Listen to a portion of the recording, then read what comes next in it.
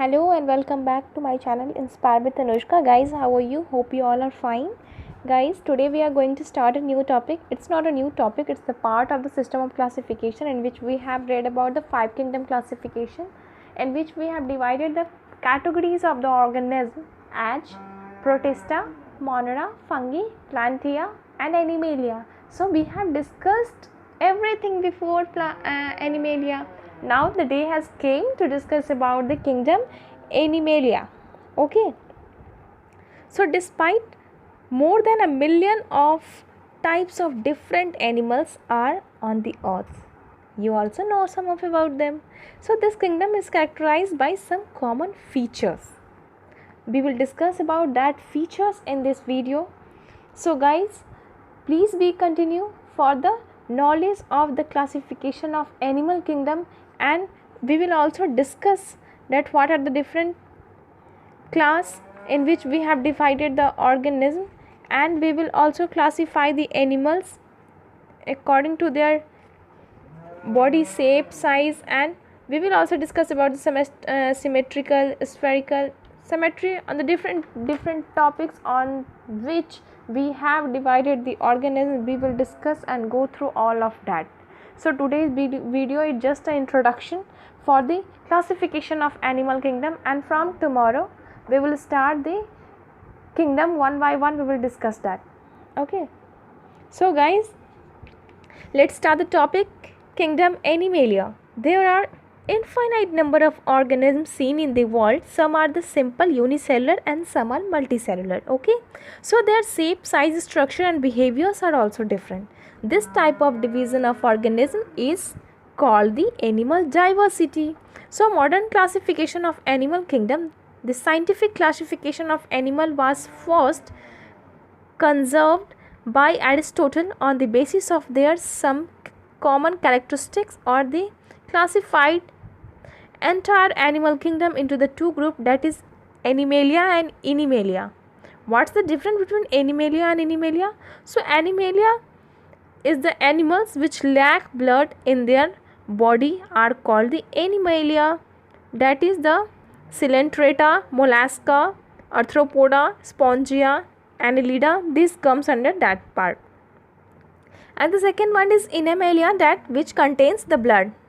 Okay, further blood containing organisms are divided into the two parts, that is oviparous and viviparous. Oviparous, under this group eggs received animal like fishes, frogs, reptiles has been kept, and in viviparous those organisms are kept who gives the birth to the young ones, that's like the dog, horse, cows, elephant, etc.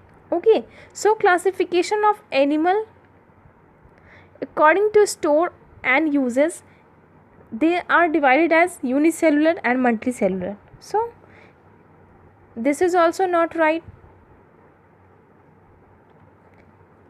So we have to see about the different characteristics on which we will discuss, or we will describe all of the differentiate between all of that animal kingdom. So animals are multicellular eukaryotic organisms.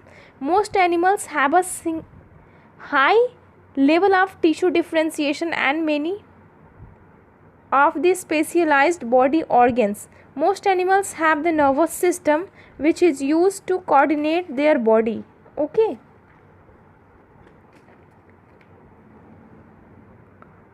Animals nutrition is heterotrophic. They lack the photosynthetic pigment. Animal cells lack the cell wall. Animal possesses the power of locomotion. In sexual reproduction, animal produces the haploid male sperms and the female gamete ova or ovum. After fertilization, the zygote repeats the division and differentiation produces a new individual. So classification of animal kingdom. Kingdom animal is divided into 10 groups. The features on which the base of this kingdom animal is divided into 10 groups is their body shape or the symmetry. Okay, or having coelom or not, having the chordata or not. So these are the basic characteristics. Okay, It also gives the features on which the vertebrates are further subdivided into these groups and order. Let's start the groups. Recall with me: Porifera, Platyhelminths, Annelida, Mollusca, Protochordata, Cnidaria, Nematodes, Arthropoda, Echinodermata, and Vertebra.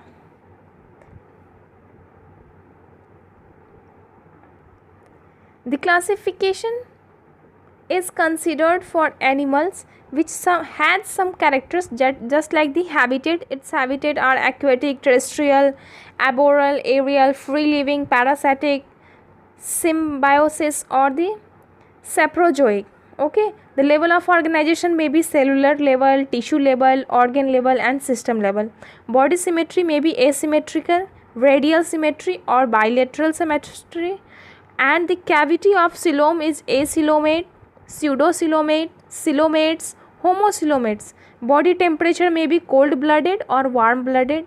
Body supports the system: skeleton, digestive system, respiratory system, excretory system, circulatory system, and nervous system. Reproduction may be asexual, sexual, oviparous or viviparous both. Mode of fertilization and development. Nutrition may be holozoic or the ingesive. Growth may be limited and stops after reaching the maturity. Locomotion: most of the animals are mobile. It means it can move from one place to another. So body organs of the animals. Body organization of an animal can be studied under the some circumstances, that is the body plane. It can be further divided into three parts: cell aggregate plane, the blind sac plane, and the tube within a tube plane. Okay, so cell aggregate plane, it means cells are loosely arranged in group. The tissues of an organ system is absent, that is in the posteres. The blind sac planes, it is the more evolved plane than the cell arranged plane. The alimentary canal has only single opening which opens the outside. This is the opening for the ingestion and egestion of the both. Division of liver is developed. This type of division, digestive tube, is known as the blind tube. Coelentrates and flatworms have this. The tube within the tube plane, it means digestive system is provided with mouth and oral opening. Ingestion by mouth and egestion by anus, more evolved and complex form. Let's talk about the body symmetry. It has a symmetry in arrangement of parts. Absence of any repetition in the symmetry is called similarities is called the symmetrics. Symmetry is two types, that is radial symmetry and bilateral symmetry. In radial symmetry, the body is cylindrical or discovered, where similar parts occurs all around the central axis.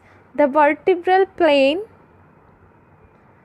passing through the central axis will divides the body into two equal halves, maybe sponges, coelenterata, and echinodermates. Head is generally absent. Let's talk about the bilateral symmetry. The body has a head, organ, and limbs are paired, just like in we human. They are arranged laterally. Body is divided into two equal halves by only one plane. Bilateral symmetry is found in platyhelminths, nematode, annelida, mollusca, arthropoda, and chordata also. Okay guys, so this is all about the body shape and symmetry. Let's talk about the coelom. Coelom of the body cavity is closed cavity which contains the various body organs in it. In the multicellular animals, in some phyla like the Porifera, Coelenterata, and Platyhelminths, coelom is not present. Such animals are called what? Acoelomates. Other animals belongs to the phylum Escalmanthus, Annelida, Arthropoda, Mollusca and echinoderms, helminths and chordata passes a body cavity and therefore called the coelomates. However, their body cavity depends on its origin, may be false yani pseudocoelom or the true coelom. Pseudocoelom is found in the roundworm, but true coelom is present in the Annelida, Arthropoda, Mollusca, Echinodermata, helminths and chordata.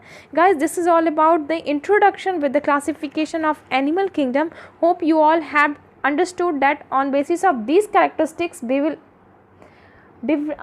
differentiate or categorize the animal kingdom into the phylums, different phylums. So these are the basic characteristics. We will use this different type of characters whenever we discuss about the organism of that phyla. So please be with me in the next video. Keep watching my channel and hope you all have enjoyed the video. If you have liked this video, then please press the like button, share it with your friends, subscribe my channel, and thank you so much for giving your precious time to me. Guys, thanks. I need your support and your well wishes also, just to grow and flourish my channel for the better knowledge of biology topics. Thank you so much.